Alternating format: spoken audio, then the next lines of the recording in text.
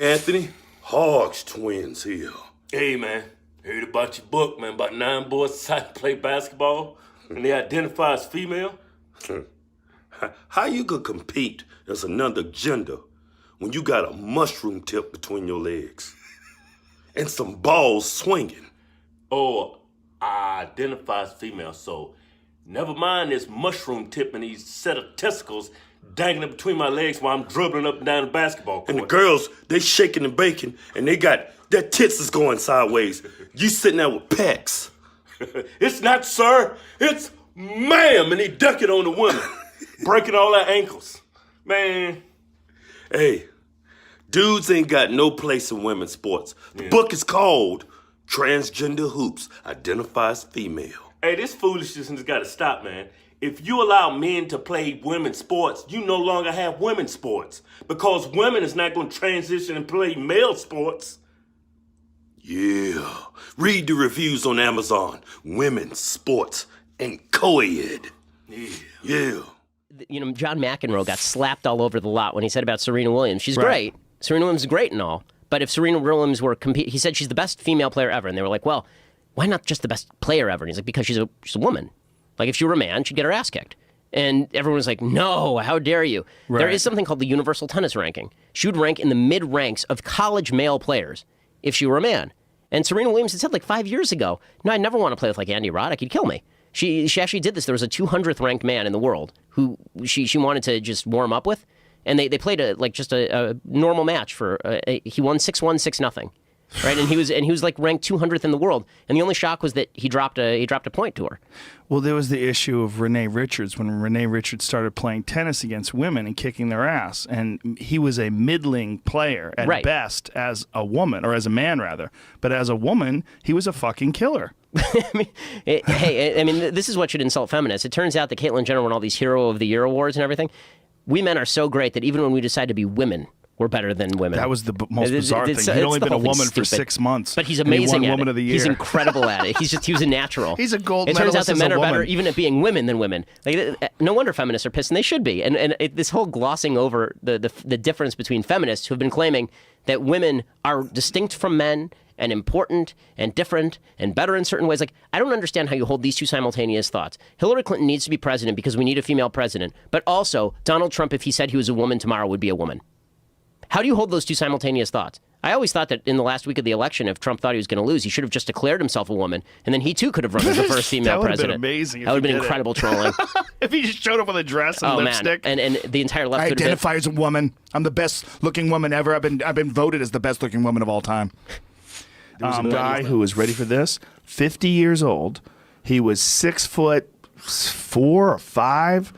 Played women's college basketball because he played as a man, but now he's not a man anymore. Now this fool is a fucking woman. This fool. He's a fool. If you're a fool and you're 50 years old and you're pretending to be a college girl, and you're like, I'm in a fantasy world. This is my fantasy. And she's a giant and she's swatting basketballs out of people's hands. There's Joanna, man. Yeah.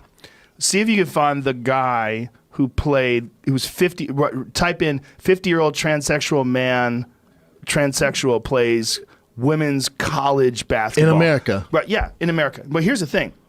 Imagine if your kid is on a team with that person, and that person takes your kid's scholarship, takes your kid's role. Look at that, right there. 50-year-old. Come on. Yeah, seriously. Jacked, and got 50-year-old nose man on him, and became a college basketball player at fucking my age. Get the fuck out of here. 52, excuse me. Gabrielle Ludwig. 52. Okay. 2 years older than me, goes to college. Can she ball? I think she played as a man. Look at the size difference. Now imagine your kid is competing against her. And can't get a shot off. Can't get a shot off. Shaquille O'Neal and your it's daughter. just bullshit. It's like if Shaquille O'Neal was playing on that other team, if Shaquille O'Neal transitioned to be a woman and decided to go back to college, this college would let her play as a woman. That's Shaquille insane. O'Neal as a woman. What college is that? Douchebag University. I don't know. I don't want to give him any press. Press. It just makes me sick. I mean, that's a giant man. It's nonsense. With tits. It's straight nonsense. It's straight nonsense. This is where she a good ball player. This though? is the this is where progressiveness goes down the rabbit hole. What is it? Mission College? That's probably a JUCO, huh? I don't know what it is, but it could suck it. It can suck a Not meant at the non-existent jerseys. dick. Yeah, well, it's an interesting thing. She played college basketball 30 years ago as a man. That's what I said. How does she still have eligibility? Because she's a woman now. That's what I said. She can go back as a woman. They let her transition, and when you're transitioning, you go back. Now you're a woman. You don't have a history of playing as a woman, so now you're allowed to play again. 5 more years of college Yep. eligibility? Yep. Dude, I feel like a lot more guys are going to do this. There's a few that would do it. Oh, 100%. You know, Dana White was joking around about that. Like, I know a few guys, if they could be a world champion, they'd cut their dick off. There's a few guys. There's some guys who, by all This means. is Lauren Chen here for Anthony Lunsford. I heard about your new fictional novel putting a little bit of common sense back into the idea of men competing in women's sports. The book is called Transgender Hoops, Identify as Female. Go please read the reviews on Amazon. This is such a strange issue that we're even talking about it, but no, women's sports is not co-ed, so I'm glad there's a new book out that's kind of touching upon this issue, which seems to be everywhere on the news now. We're also wondering how you view the whole trans athlete issue, because that's something that we've seen come up a lot in the news, different events. Now it's actually come to the point where different governing bodies for sports events and even potentially U.S. Congress, they're planning on taking action to do something. How do you view that? Because that's not the easiest thing to talk about if you want to, be true to biology, but also be fair and compassionate toward people who are trans. So how do you kind of navigate that? Yeah, I think a lot of people have trouble navigating, like you said, the compassion and the biological reality aspect. Yeah. I think in terms of sports, and when you are, first of all, I'm not an athletic person. I don't know a lot about sports. So when it comes to rules and regulations, don't ask me. However, I will say it doesn't take someone who's extremely knowledgeable about sports and athleticism to know that, like, if you transition at 30 and then you join a football team, like a powder puff football team, you know what I mean? It's not going to be the same as if you're a biological woman. I think that in terms of, for example, say a trans woman is joining a female-only team, I think one of the best things to do is to look at how early that person transitioned, because even though I have made it so clear in the past, I think we talked about it last time, that I don't support children transitioning. That doesn't change the fact that they do.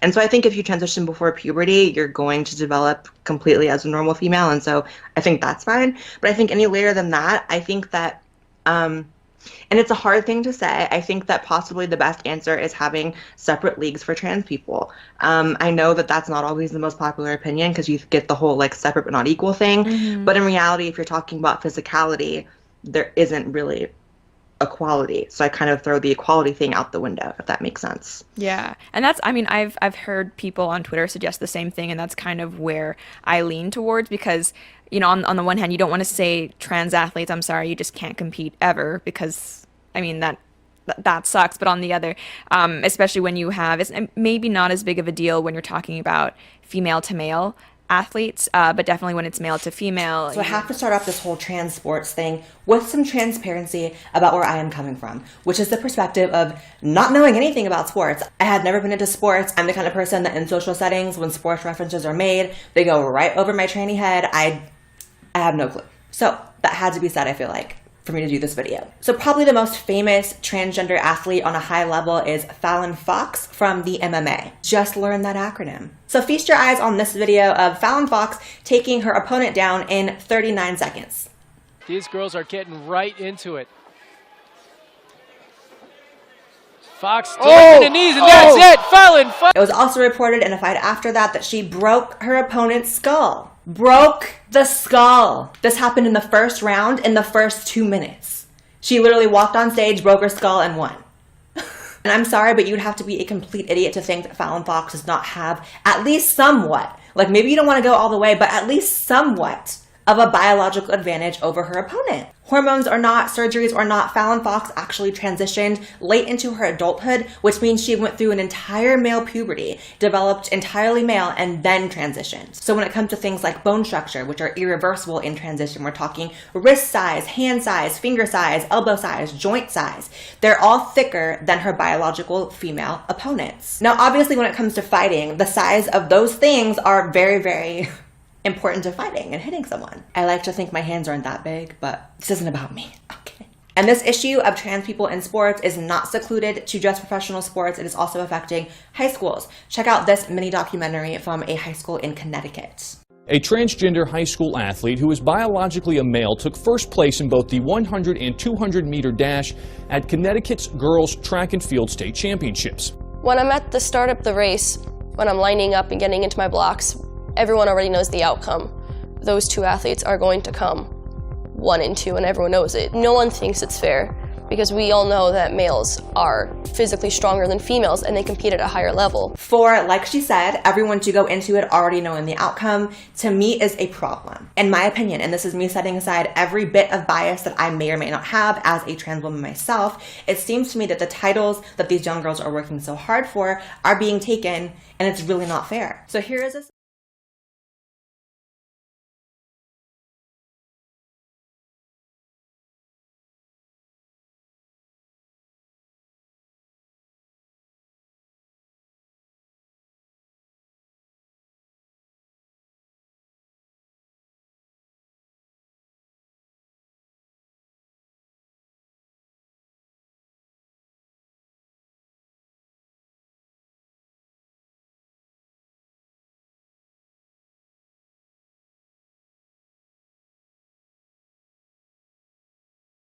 Tell us a little bit, just a little bit, no spoilers too many here, about the book. Okay. Well, it's so hard to avoid getting into it, but here's how it goes.